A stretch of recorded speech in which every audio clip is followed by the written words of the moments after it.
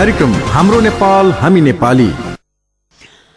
नमस्कार, image news FM 103.6 को दैनिक कार्यक्रममा हाम्रो नेपाल हामी नेपालीमा यहाँलाई हार्दिक स्वागत छ।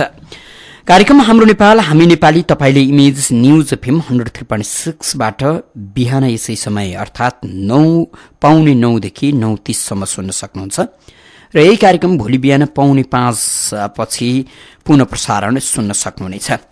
कार्यक्रममा हामीले मुलुकका राजनीतिक दलहरूको कार्यशैली कस्तो छ, उनीहरूले गरेका काम कारबाहीले मुलुकलाई कस्तो प्रभाव पारिराखेको छ र सरकार र सरकारी निकायका काम कारबाही कस्ता छन्, उनीहरूले गरेका कामले तपाईँ हामी कति लाभान्वित भएका छौं, कति प्रभावित भएका छौं र हामी नागरिक राज्यका तर्फबाट कति सम्मानित छौं, कति अपमानित छौं, यी कुराहरूको चियो चर्चो गर्दै खबरदारी गर्ने प्रयत्न गर्छौं। त्यसो त कार्यक्रमबाट हामीले हाम्रो आफ्नो कर्तव्यका पनि कुरा गर्छौं। देश र नागरिकका बारे चर्चा गर्दै मान्छेको आफ्नो कर्तव्य देशका प्रति नागरिकका प्रति कस्तो हुनुपर्छ भन्ने कुरा पनि चर्चा परिचर्चा गर्ने गर्छौं। विशेष गरी देशप्रति समर्पित र असल मान्छेको खोजी गर्ने प्रयत्न पनि हो कार्यक्रम। त्यसो त हामीले कार्यक्रमलाई नागरिक खबरदारीको एउटा भिन्न अभियान पनि भनिराखेका छौं। केही समय अघि नायिका मनिषा कोइरालाको एउटा भनाई सार्वजनिक भएको छ। मान्छेले रोग लाग्नुभन्दा अघि मृत्युबोध गर्नुपर्छ, मनिषा कोइरालाको भनाई हो यो। मनिषा कोइराला निकै ठूलो रोगबाट उपचार गरेर अहिले स्वास्थ्य लाभ गरिरहनु भएको र अहिले स्वस्थ जीवन बिताइरहनु भएको नायिका हुनुहुन्छ। हामी बार बार भन्ने गर्छौं, जब तपाईँ हामीलाई दुःख आइलाग्छ त्यसपछि दुःखका कुरा गर्छौं। जब हामी आफ्नो जीवनमा धेरै ठूलो चीज गुमाउँछौं त्यसपछि हामी आँसुका कुरा गर्छौं। हामी आफू बलियो हुन्जेल, हृष्टपुष्ट हुन्जेल, हामी शक्ति सम्पन्न हुन्जेल हामी गरिबका कुरा गर्दैनौं, आँसुका कुरा गर्दैनौं, पीडामा परेका मान्छेका कुरा गर्दैनौं र त्यतातिर चिन्तन गर्ने हामीलाई फुर्सद हुँदैन। जब पीडाको पहिरो तपाईँ हाम्रो आफ्नो थाप्लोमा खस्न थाल्छ त्यसपछि हामीलाई पीडाको चिन्ता सुरु हुन्छ। त्यसपछि हामी निरीह भन्छौं अनि हामी गरिब दुखीका कुरा गर्न थाल्छौं। त्यति बेलासम्म तपाईले गरिब दुखीका बारे कुरा मात्रै गर्न सक्नुहुन्छ, सहयोग गर्न सक्नुहुन्न। यसकारण हामी बार बार भनिराखेका छौं, मृत्यु तपाईँ हाम्रो कोखिलामा छ। मृत्यु तपाईँ हाम्रो हरेक क्षणमा डुलिरहेको छ, हामी सँगै छ मृत्यु। मृत्युको कुनै ठेगान छैन। जबसम्म मान्छेले मृत्यु बोध गर्दैन र मृत्युलाई आत्मसात गर्दैन उसले जिन्दगी बुझ्दैन। उसँग पाखण्डता र अहंकार मात्रै बढिरहन्छ र उसलाई पैसो भन्ने चिज ठूलो लाग्छ, उसलाई अहंकार अझ बढी ठूलो लाग्छ। जसले मृत्यु बोध गरेको हुन्छ उसलाई सम्पन्नता अत्यन्तै सामान्य लाग्छ। अहंकार भन्नेसँग ऊ नजिक पर्नै चाहँदैन, ऊ मान्छे हुन चाहन्छ र मान्छेका सुख दुःख आँसुका कुरा गर्न चाहन्छ। यसकारण तपाईँ हामी सबैले मृत्युको कुरा गरौं, मृत्युबोध गरौं, मृत्युलाई चिनौं र मृत्युलाई नजिकै राखौं। कुन बेला मृत्युसँग साक्षात्कार भइनी हो र सदाका लागि समाप्त भइनी हो त्यो पनि सोचौं।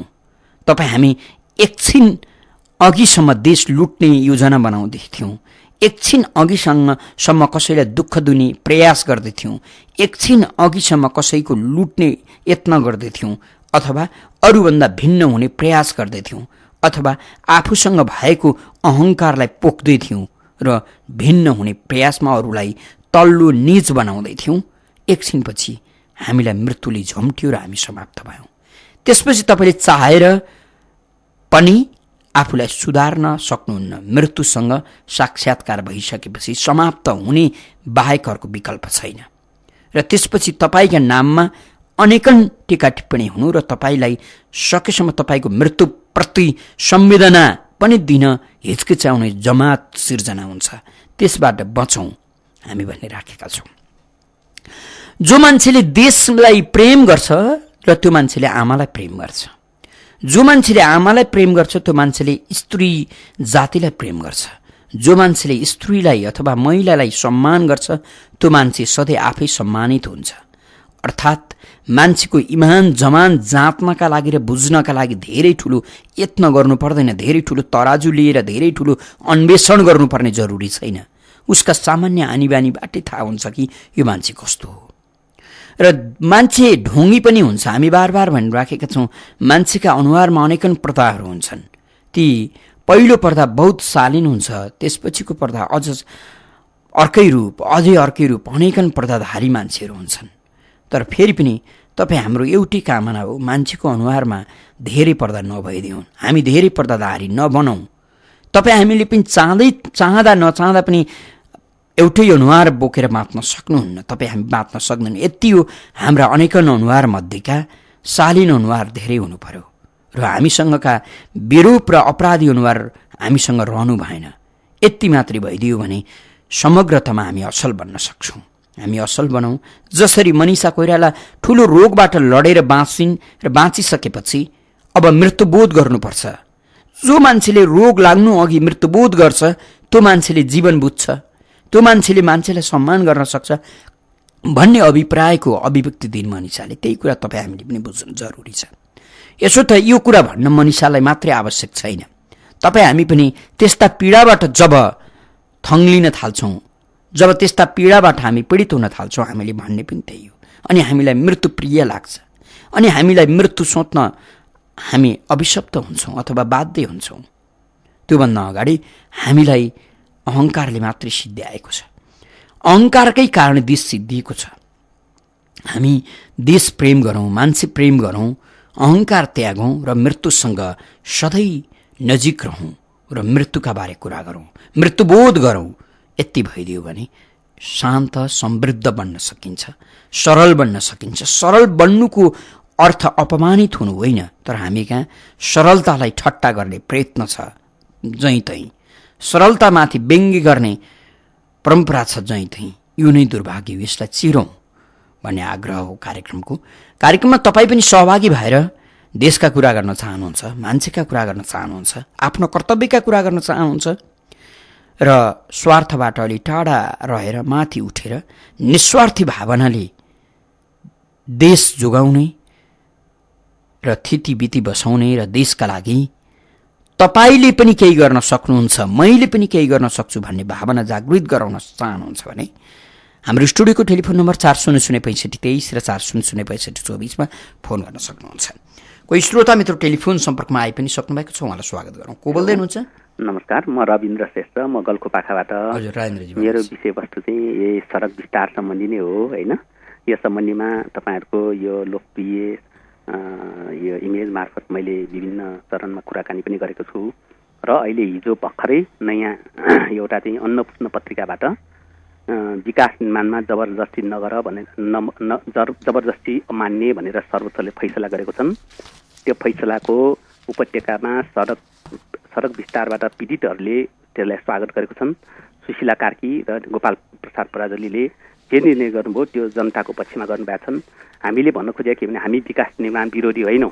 हामीले लगभग काठमाडौँ उपत्यकाको 30 ठाउँबाट हामीले मुद्दा राखेका छौँ। जनताको बास नै लुटेर सिङ्गापुर बनाउने सपना देख्ने सर्वहारा नेता डाक्टर बाबुराम भट्टराईले सर्वमारा उपत्यकावासीलाई विस्थापित गर्ने भारतीय एजेन्टको रूपमा जसरी काम गर्नुभयो यो गलत, सरासर गलत छन् र उपत्यकावासीहरू काठमाडौँमा जुन हालतमा बसेका छन् उसले आफ्ना चर्चेका भूभाग भन्दा मिचिएका थिचिएका भए त भट्काउनुहोस् भनेर हामीले भनेकै पनि छौँ र हामीले पनि मुद्दा राखेका छौँ। गल्खुपाखा सामाखुसी सडकबाट पनि हामीले मुद्दा राखेका छौँ र अदालतले पनि के फैसला गरेको छ भने जबरजस्ती सम्पत्ति चाहिँ हडप्ने काम नगर भनेका छन् र यदि उसले मिचिएर बनाएका छन्, उसले चाहिँ लाल पूर्जा बेगर बनाएका छन् भने त्यो घरहरू भट्काउनु भन्ने आदेश यो सराहनीय छ र कुनैले मिचिएको छ भने त्यो भट्काउनु राम्रो पनि हो र फेरि विकास निर्माण गर्दाखेरि जनतालाई उचित क्षतिपूर्ति देऊ, उसलाई बसोबास गर्ने आधारहरू देऊ। एउटा चराचुरुङ्गीले त बासको आवश्यकता पर्छ, उसले त आफ्ना गौठलीका गुणहरू बनाउँछन्, ऊ चाहिँ गुणहरू हामीले ढुङ्गा हानेर भट्कायो भने ऊ त चिचिर बिचिर हुन्छ। जस्तै काठमाडौँको जनताहरू त्यही अवस्थामा अहिले सडक विस्तारबाट मारमा पीडित भएका छन्। उहाँहरूले विभिन्न ठाउँमा, हामीहरूले पनि विभिन्न ठाउँमा चाहिँ हामीले मुद्दाहरू राखेका छौँ। अन्तर्राष्ट्रिय अदालतमा पनि हामीले यो कुरो राखेका छौँ। हामीले बाँच्न पाउने अधिकार र उपत्यकावासीले बाँच्न पाउने अधिकार छ कि छैन, जसरी यसले निर्णय गर्यो यो साँच्चै नै सराहनीय छ। र मैले अर्को के भन्न खोजेको भन्दाखेरि यहाँ चाहिँ राष्ट्रिय पत्रिकाहरू छन्, जस्तै नागरिक दैनिक, कान्तिपुर, यी यावत पत्रिकाहरू छन्, तर यस्तो चाहिँ महत्त्वपूर्ण समाचार जनताको पक्षमा गरेका निर्णयको पटक्कै पनि यसले ठाउँ लिएका छैनन्, यो पूर्वाग्रही ढङ्गले दिएका छैनन्। अन्नपूर्ण पोस्ट दैनिक समाचारलाई म यो समाचार प्रकाशन गरेकोमा उहाँलाई धन्यवाद दिन्छु। राजेन्द्र श्रेष्ठ हुनुहुन्थ्यो हामीसँग कुरा गर्दै। बाटो विस्तार गर्नुलाई फेरि हामी नकारात्मक सोच्नु जरुरी छैन र सबै कुरालाई हामीले भारतसँग जोड्नु पनि राम्रो होइन। यति यो विकास हुनुपर्छ, तर विकास गर्ने शैली राज्यसँग चाहिन्छ। विकासका नाममा आफ्ना नागरिक विस्थापित पार्नु र आफ्ना नागरिकलाई दुःख दिनु र नागरिकको जिन्दगीलाई समाप्त पारिदिनु त्यो विकास होइन, त्यो उदण्डता हो। यसकारणले राज्य सचेत हुनुपर्छ।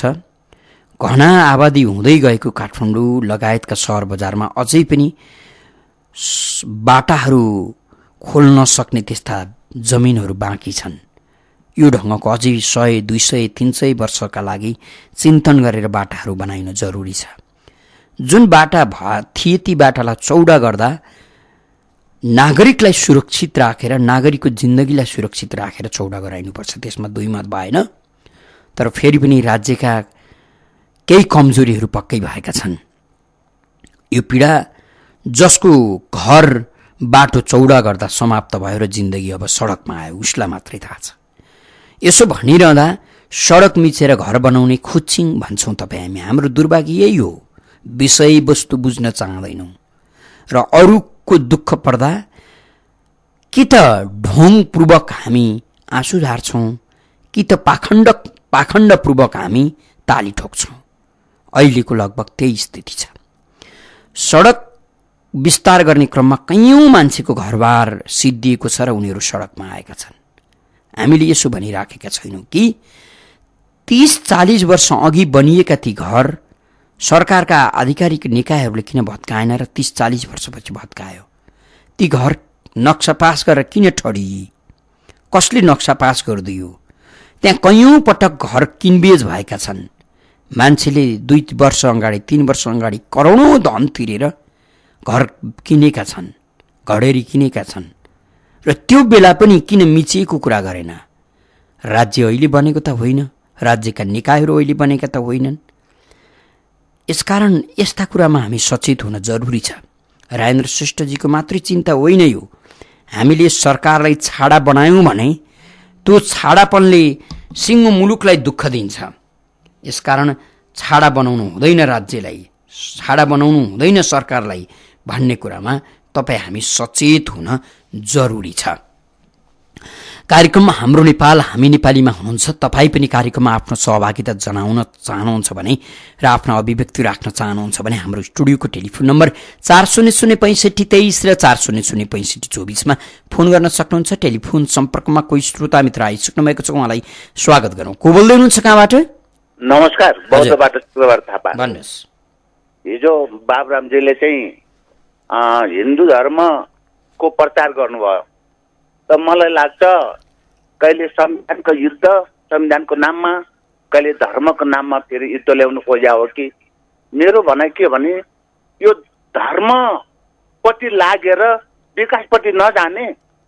अब सबैजना विकासपट्टिको युद्ध गरे राम्रो हुन्थ्यो, सबैजना विकासमा लाग्नु पाए हुन्थ्यो। हाम्रो त देश ठुलो हो, विकास ठुलो हो, धर्म त ठुलो होइन। अब यो सबै भनाइहरू उल्टो पुल्टो कतातिर घुमाएको होला जस्तो लाग्छ। यहाँनिर के भइरहेछ भने यहाँ सुकुम्बासीकोहरूलाई सुकुम्बासीको व्यवस्था गर्ने भनेर विभिन्न पार्टीको मान्छेहरू कार्यकर्ताहरू चाहिँ पैसा उठाइरहेछ। यो चिज यतातिर पनि ध्यान नजाने। जो कि गरिब सुकुम्बासीहरू नै हो गरिब भनेको, तिनीहरूलाई व्यवस्था गर्ने संविधान सबको लागि बराबर बनेको छ भन्ने यतातिर भट्टाभट पैसा उठाइरहेछ। त्यो पैसा कहाँ पुग्ने हो, के हो, किन उठाइरहेछ? पैसा जसले पैसा दिँदैन त्यो मान्छेको भोलि गएर यहाँ बसोबास हुन्न भनेर धम्काइरहेछ। यो कुराहरूमा पनि ध्यान जाओस् भन्न चाहन्छु। हजुर, यहाँलाई हामी धन्यवाद दिन्छौँ। शुक्रबार थापा हुनुहुन्थ्यो हामीसँग कुरा गर्दै। राजनीति यति धेरै छाडा भयो र नेताहरू यति धेरै छाडा भए यसको लेखाजोखा गरी साध्य छैन। अहिले पनि मधेस आन्दोलनको धङधङ्गी मोर्चाका नेताहरूमा छ। तराई मधेस सद्भावना पार्टीका अध्यक्ष एवं सांसद महेन्द्र राई यादवले सांसद कोषको पैसा दुरुपयोग गर्ने सजिलो उपाय भेटेछन्। उनले आफ्ना भाइ अध्यक्ष रहेको माई एफएमलाई सोलर जडान गर्नका लागि खर्च दिन खोजे। त्यो खर्च दिने क्रममा उनको केहीबाट थिएन। सांसदहरूको विकासका लागि आउने पैसा, त्यही पैसा आफ्नो भाइको निजी एफएमलाई दिन खोजेपछि विवाद चर्कियो। यिनै अध्यक्ष राय हुन् मधेसलाई अधिकार दिलाउनका लागि, मधेसी नागरिकलाई अधिकार दिलाउनका लागि भन्दै आन्दोलन छर्काउने नियत हेर्नुहोस्। यो ढङ्गको नियत उनमा मात्रै छैन, काङ्ग्रेस, एमाले, माओवादी सबै राजनीतिक दलहरूमा छ। र हामी यस्ता राजनीतिक नेताहरूलाई पालिराखेका छौँ, खबरदारी गर्न सकिराखेका छैनौँ। मधेसका कतिपय दाजुभाइहरू महेन्द्र राय यादवको यो कुदृष्टि, यो कुचेष्टाप्रति खबरदारी गर्नुको साटो उल्टै ताली बजाउन त्यो बाध्य हुनुहुन्छ। यो बडो दुर्भाग्य छ। यसकारण हामी बार बार भनिराखेका छौँ, देशलाई समृद्धितर्फ लाने र तपाईँ हामी समृद्ध हुने हो भने हामीले पहिला राजनीतिक दलहरू र तिनका नेताहरूलाई अनुशासित बनाऊ। देशप्रति र नागरिकप्रति जिम्मेवारीपूर्ण ढङ्गको व्यवहार गर्न सक्ने क्षमता उनीहरूमा अभिवृद्ध गराइदिउँ। उनीहरू कम्तीमा हामीप्रति सचेत हुन् अनि मात्रै देश बन्छ। होइन भने आन्दोलन गरेर, ढुङ्गा हानेर, नाकाबन्दी गरेर, के गरेर, कसो गरेर विकास हुने र अधिकार पाउने होइन। त्यो उनीहरूका लागि फेरि अर्को लुट्ने अवसर मात्रै तपाईँ हामी दिलाउँदैछौँ र त्यसका लागि हामी आफ्नो ज्यान गुमाउँदैछौँ। यो सोचौँ भन्ने आग्रह हो। यो हरेक ठाउँमा छ।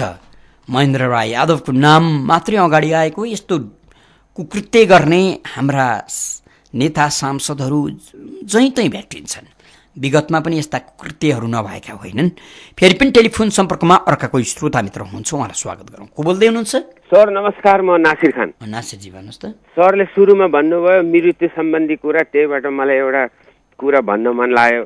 यो फागुन 23 गते भक्तपुर बालकोटमा घर बनाउने क्रममा एकजना ज्यामी फलेकबाट खिचेर घाइते भएका थिए। त्यहाँबाट उसलाई त्यही भक्तपुर नजिक अस्पताल राख्यो। त्यहाँ नहुने भएर वीर अस्पताल ल्याएर 5-6 दिन उपचार गरेर ठेकेदारले 6000 हातमा राखिदिएको थियो। त्यहाँबाट त्यसपछि त्यो 6000 रुपियाँ स्लाइन पानीमै सक्यो। प्रहरीले ल्याएर क्षेत्रपाटी चोकमा छोडिदिएछ चैत 2 गते। त्यसपछि मैले जुन दिन देखेँ त्यहाँदेखि त्यसको हात खुट्टा नचल्ने, दिसा पिसाब त्यही गरिदिने, एकदम गनाएर उत्पात भएछ। कुरा गर्दै जाँदा उसले आफ्नो घर रामेछाप बताएको थियो र नाम प्रेम पौडेल भनेको थियो। प्रेम पौडेल मैले एउटा एफएममा भनेको थिएँ। त्यहाँबाट मान्छेहरूले खोजी नीति गर्दै जाँदा उसले नाम ढाँटेको रहेछ। पछि सोद्धा किन यस्तो गरिस् तैँले भने त म दलित हुँ, मैले काठमाडौँमा काम डेरा पाउँदैन, त्यसकारण मैले नाम ढाँटेको हो। मेरो असली नाम राम रूपे मङ्गराती हो। अनि मलाई त्यो रामेछापको सहयोग गर्ने व्यक्ति अलि टाढा भइदिनु भयो। अनि म निष्क्रिय भएँ। के गरौँ भन्दाखेरि 2 दिन अगाडि म नेपाल राष्ट्रिय दलित समाज कल्याण सङ्घमा गएको थिएँ। त्यहाँबाट मलाई खालि मौखिक आश्वासन पाएँ र नेपाल सङ्घमा भिरकुटी मण्डपमा अपाङ सङ्घ गएँ। त्यहाँ पनि मलाई यहाँबाट हामी सक्दैन भनेर जवाब फर्कायो। त्यो घाइते व्यक्तिले के भन्छ भने मलाई सक्नुहुन्छ भने जोरपाटी अस्पताल, अपाङ अस्पताल छ, त्यहाँ भर्ना गरिदिनुहोस्, नभए प्रहरी र यो महानगरपालिका बोलाएर मलाई सुई लगाएर मारिदिनुहोस्। म एकदम हरेस भइसक्यो। मेरो हात खुट्टा नचलेकोले पानी बा केही खानु हुँदैन। जे खाए पनि मेरो दिसा पिसाब सर्ल बग्छ। त्यसकारण म मर्न चाहन्छु भन्यो।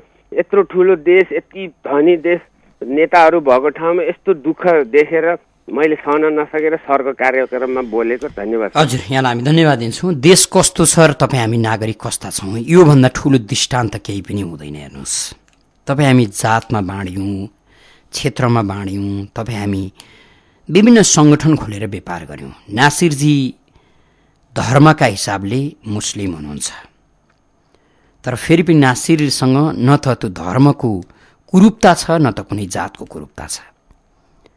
अहिले मृत्युको प्रत्यक्ष गरेर जन्मनुको अपराध पीडा भोग्दै गरेका राम मगराथीको अवस्था हेर्नुहोस्। कसैको घर बनाउँदै थिए, उनी च्यापी लडे, घाइते भए। अब त्यो घरपति, यदि मुलुकमा कानुन हुन्थ्यो भने त्यो घरपतिले, घरधनीले उनको उपचार गर्नु पर्थ्यो। कानुन छैन। तपाईँ हामी जस्तो निरीह प्राणी यो संसारमा कोही पनि छैन। हेर्नुहोस्, त्यही ठाउँमा अहिले जुन मगरातीको कुरा नासिरजीले गर्नुभयो, तपाईँ कल्पना गर्नुहोस्, तपाईँ पर्न सक्नुहुन्छ। हामी यो सोच्दैनौँ। जबसम्म पीडा आफूमा तपाईँले रूपान्तरण गर्नुहुन्न तबसम्म तपाईँमा मानवत्व आउँदैन। हेर्नुहोस्, नासिरजीले त्यो ठाउँमा आफूलाई राख्नुभयो र दौडधुप गर्नुभयो। अपाङ्ग सङ्घमा जानुभयो, दलित सङ्घमा जानुभयो। त्यो एउटा एनजिओ, पैसा दलितका नाममा पैसा हसुर्ने, अपाङ्गताका नाममा पैसा लुट्ने। यदि उनीहरूले साँच्चैकै मान्छेका लागि काम गर्थे भने एउटा मान्छे सडकमा मृत्युका लागि छटपटिएको छ र अर्को एउटा गरिबले उसको जीवन बचाउनका लागि दौडधुप गरेको छ। तपाईँ हामी कल्पना गर्न सक्छौँ, दलित सङ्घमा 10,000 रुपियाँ छैन होला, अपाङ्ग सङ्घमा 20,000 रुपियाँ छैन होला, तर तिनै सङ्घहरू हुन् राजनीतिक आवरण भिरेर जातको राजनीति गर्ने, अनेकन कुरा गर्ने। एउटा मगरातीजु आफू जनजाति भएका कारण, आफू दलित भएका कारण यो मुलुकमा टिकी खान सक्दिन भन्ने डरले थर परिवर्तन गर्दैछ। उसलाई बचाउनका लागि यदि दलितको हकितका लागि लड्दै गरेको एउटा संस्था हो भने उसले जिम्मेवारी लिनुपर्छ कि पर्दैन? यो सबै मिलीभगत लुट्नेका लागि जन्मिएका सङ्घ संस्था हुन्। यो देशलाई कसरी लुट्ने भन्ने जमर्को हेरेर र गौडा कुरेर तपाईँ हामी लुट्नका लागि जन्मिएका नागरिक हौँ। त्योभन्दा हामी केही पनि होइनौँ। हेर्नुहोस्, होइन भने एउटा मान्छे अर्को एउटा कसैको मृत्युको खबर बोकेर, ऊ छटपट्टिको खबर बोकेर कुनै सङ्घ संस्थामा जान्छ भने त मानवीयताका हिसाबले पनि उसले बडो संवेदनशीलता प्रकट गर्नुपर्ने हो। हामीसँग पैसा छैन भनेर मोठे जवाब फर्काइदियो। वीर अस्पताल, मुलुकको जेठो अस्पताल भन्छौँ हामी, बडो भरोसा गर्छौँ, बडो प्रेम गर्छौँ। सरकारी अस्पताल भन्छौँ हामी। त्यही अस्पतालमा उपचार गर्दै गरेको एउटा बिरामी जसको कोही छैन, जोसँग 2 पैसा छैन, जसलाई नियतले ठगेको छ, त्यस्तो व्यक्तिलाई उपचार गरेर उसको जिन्दगी बचाइदिनु वीर अस्पतालको प्रशासनको कर्तव्य हुन आउँछ कि आउँदैन? यदि यसै गरेर नागरिकलाई मार्ने प्रयत्न गर्छ भने त्यस्तो अस्पताल हामीलाई चाहिन्छ कि चाहिँदैन? बहस गर्नुपर्छ कि पर्दैन? नेपाल प्रहरीको कुरा गर्नुभयो नासिरजीले। प्रहरी भन्न साथ, सुरक्षाकर्मी भन्न साथ तपाईँ हामी कति विश्वस्त हुन्छौँ हाम्रो जिन्दगीको सुरक्षा गर्ने, हामी अप्ठ्यारोमा पर्दा हामीलाई माया गर्ने, प्रेम गर्ने, जोगाउने, बचाउने निकाय। त्यो निकायका व्यक्तिहरू एउटा निशा, एउटा अप्ठ्यारोमा परेको बिरामीलाई लतारेर ल्याएर सडकमा फ्यालिदिन्छ। कस्तो मानवीयता होला? हेर्नुहोस्, अझै विरूपताको त्यो रूप तपाईँ हामीले देखिसकेका छैनौँ। अबका 10-15 वर्षपछि तपाईँ हामी सबै बाँच्यौँ भने विरूपताको त्यो रूप देख्न हामी विवश हुनेछौँ। समय छँदै हामीले सचेत हुनुपर्छ। यति थोरै जनसङ्ख्याको यो मुलुकका कुनै पनि एकजना नागरिकले उपचार गर्न नपाएर म मर्न पाए हुन्थ्यो, मलाई मारिदेऊ न भनेर पुकारा गर्नु जस्तो विडम्बना के हुन्छ? कुनै एउटा नागरिकले म भोकै मर्दैछु, मलाई मारिदेऊ भन्दा कस्तो पीडा हुन्छ? तपाईँ हामी त्यो ठाउँमा पुगेनौँ, त्यो मान्छेको चित्कार सुन्न चाहेनौँ। यहीँनिर हामी पशु र मानवमा भिन्न रहेनौँ। तपाईँसँग मसँग नाक छ, 2टा आँखा छन्, ओठ छ, जिब्रो छ, मसँग बोल्न सक्ने केही शब्द भिन्न छन्, यति हो पशु र तपाईँको, पशु र ममा बीचको अन्तर। त्योभन्दा अरू केही पनि छैन। यसकारण तपाईँ हामी अझै पनि झन्डा बोकेर, अझै पनि कुनै एउटा देशमा मनलाग्दी गर्ने नेतृत्वलाई जोगाउने प्रयास गरिराखेका छौँ र मृत्युमा छटपटाइराखेको राम मगरातीलाई बचाउने प्रयत्न गरिराखेका छैनौँ। योभन्दा दुर्भाग्य के हुन सक्छ? कार्यक्रम हाम्रो नेपाल हामी नेपालीमा हुनुहुन्छ। फेरि पनि टेलिफोन सम्पर्कमा कोही श्रोता मित्र आइसक्नु भएको छ, उहाँलाई स्वागत गरौँ। को बोल्दै हुनुहुन्छ, कहाँबाट? नमस्कार ठाकुरजी। हजुर भन्नुहोस्। गङ्गा प्रसाद शर्मा नेपाली। वास्तवमा नासिरजीलाई धन्यवाद दिनुपर्छ। अब यहाँ हरेक बहाना गरेर सङ्घ संस्था खोल्नेहरूलाई पनि म भन्न चाहन्छु। अब हामी त्यो बिरामीलाई मेरो देशका हामी 2-4 जना साथीहरू मिलेर जोरपाटी अस्पतालसम्म पुर्याउने काम त गर्छौँ, तर त्यो अस्पतालले लिन चाहेन र हेर्न चाहेन भने के गर्ने हो? त्यसपछि त्यसको नतिजा चाहिँ त्यसपछि नै फेरि छलफल गरौँला। त्यो बिरामीलाई हामी साथीभाइ सल्लाह गरेर जोरपाटी पुर्याउने काम गर्छौँ। हस्, धन्यवाद, नमस्कार। गङ्गाप्रसाद शर्मा नेपाली हुनुहुन्थ्यो। गङ्गाजीलाई हामी धन्यवाद दिन्छौँ। अप्ठ्यारोमा परेका व्यक्तिलाई तपाईँ हामीले सहयोग गर्नुपर्छ। दुःखको हुरी, दुःखको पहिरो कहाँबाट कसरी आउँछ त्यो पत्तै हुँदैन। हेर्नुहोस्, दुःख धनले तपाईँसँग काठमाडौँमा भएका 2-4वटा घरले, 2-4वटा गाडीले, तपाईँको पदको शक्तिले आउने दुःखलाई कदापि रोक्न सक्दैन। त्यो भ्रम हो तपाईँको। दुःख पीडा भन्ने चिज बतास जस्तो हुन्छ। तपाईँलाई कति बेला आएर हान्छ, कति बेला ढलाइदिन्छ र तपाईँ निरुय हुनुहुन्छ। त्यसपछि तपाईँको धन सम्पत्तिले तपाईँलाई केही गर्नेवाला छैन, तर तपाईँलाई केही गर्छ भने मानवीय संविधानले, मानवीय साथले, मानवीय सहयोगले। यसकारण त्यति बेला तपाईँ समानका धनी मान्छेहरूको आवश्यकता पर्दैन, बरु ती गरिबहरू जसका हातका स्पर्शले, जसको शब्दको सम्बोधनले तपाईँको जीवन जोगिन सक्छ। यसकारण अघि कार्यक्रमको सुरुमै हामीले मनिषा कोइरालाले रोग लाग्नुभन्दा अगाडि मृत्युबोध गरौँ भनेको सन्दर्भ उठायौँ र मृत्युकाबारे केही कुरा गऱ्यौँ। आजै मृत्युबोध गरौँ र दुःखमा परेका मान्छेहरूलाई आफूमा रूपान्तरित गरौँ, अनि मात्रै तपाईँ हामी मान्छे हुन सक्छौँ। होइन भने हामी मान्छे कदापि हुनेवाला छैनौँ। फेरि पनि टेलिफोन सम्पर्कमा अर्का कोही श्रोता हुनुहुन्छ, उहाँलाई स्वागत गरौँ। को बोल्दै हुनुहुन्छ? हेलो, हजुर भन्नुहोस् त। नमस्कार, भन्नुहोस्। म प्रदीप मान श्रेष्ठ। अब संविधान असोज 3 गते जारी भएको पनि हेर्नुहोस् 7 महिना बितिसक्यो अहिले। अब आन्तरिक रूपमा अस्थिरता त्यस्तै, अब छिमेकी मुलुकबाट बाहिर हाम्रो तनाव पनि त्यस्तै छ। भारतले तराईको समस्या समाधानको लागि फेरि पनि संविधान संशोधन गर भन्छ। अब संविधान संशोधन नगरेकै कारणले आर्थिक नाकाबन्दीले ठिलठिल भएको नेपाली जनता, भूकम्पबाट ठिलठिल भएर पीडित भएको नेपाली जनजीवन अहिलेसम्म सहज हुन सकेका छैन। अब संविधान घोषणासँगै सत्तारूढ भएका प्रधानमन्त्री केपी ओली हेर्नुहोस्, भारत चीन दौडधुप गरेर उहाँ मक्क परिराख्नु भएछ। प्रधानमन्त्रीमा आत्मविश्वासै छैन कि उहाँले मुलुकलाई बनाउँछु भन्ने, र त्यतातिर उहाँ लागे पनि छैन। 10 वर्ष भइसक्यो राजनीतिक अस्थिरता, फेरि कतिन्जेल यसरी चल्ने? नेपाल र नेपालीहरूको धरातलीय अवस्था हेरेर अब हिन्दुस्तानमा पनि हिन्दूवादी नै प्रधानमन्त्री छ, दबाब त्यस्तै छ भने हामीहरू सुन्छौँ।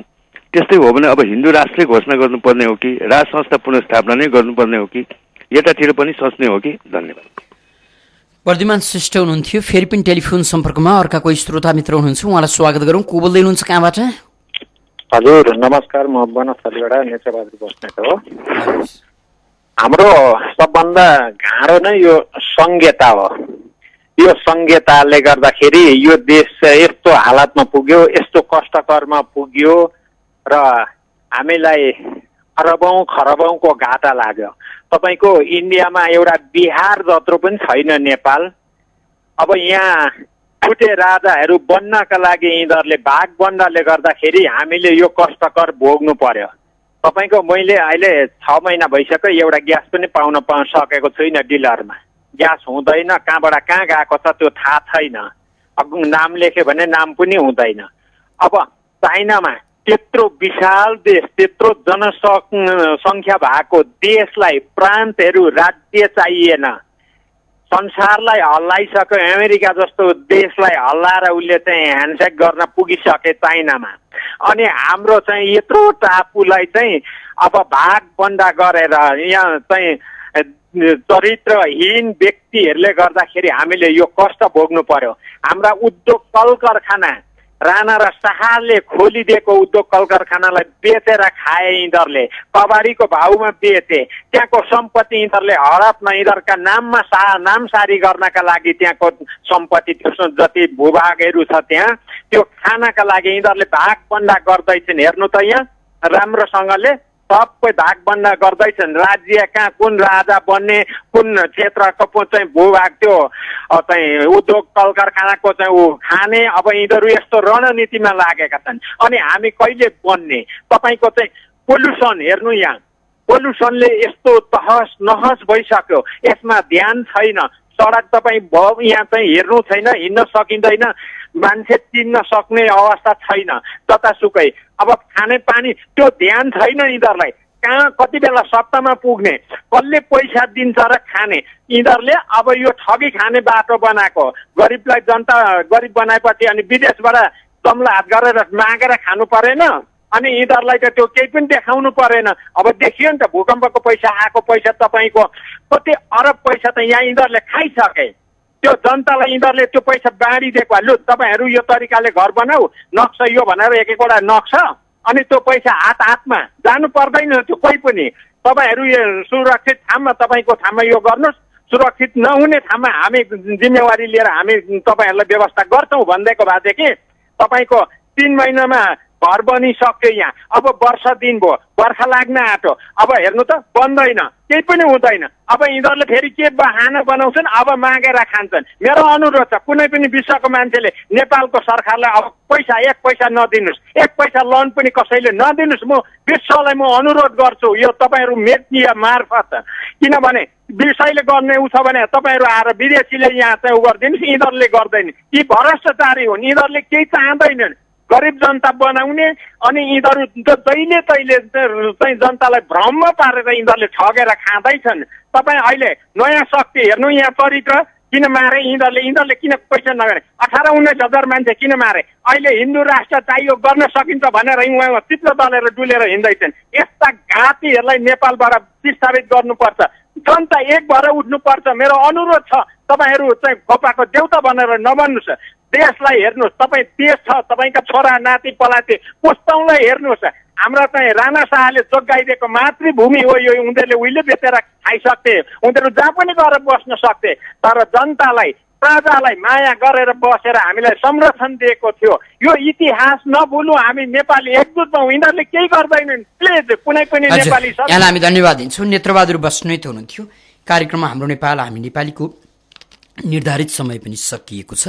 कार्यक्रम सुनेर र कार्यक्रममा आफ्नो सहभागिता जनाइदिएर साथ दिनुहुने सम्पूर्ण श्रोता मित्रलाई धेरै धेरै धन्यवाद दिन्छौँ र सँगै भोलि बिहानको निम्तो गर्छौँ 400-6523 र 400-6524 भोलि बिहान पाउने 9 बजेदेखि तपाईँ जोडिन सक्नुहुन्छ र मुलुकलाई बर्बाद गर्नेहरूका प्रति तपाईँले खबरदारी गर्न सक्नुहुनेछ। आजलाई भने सहकर्मी रेहन महर्जनका साथमा ठाकुर बेलबासी बिदा हुन्छु। नमस्कार।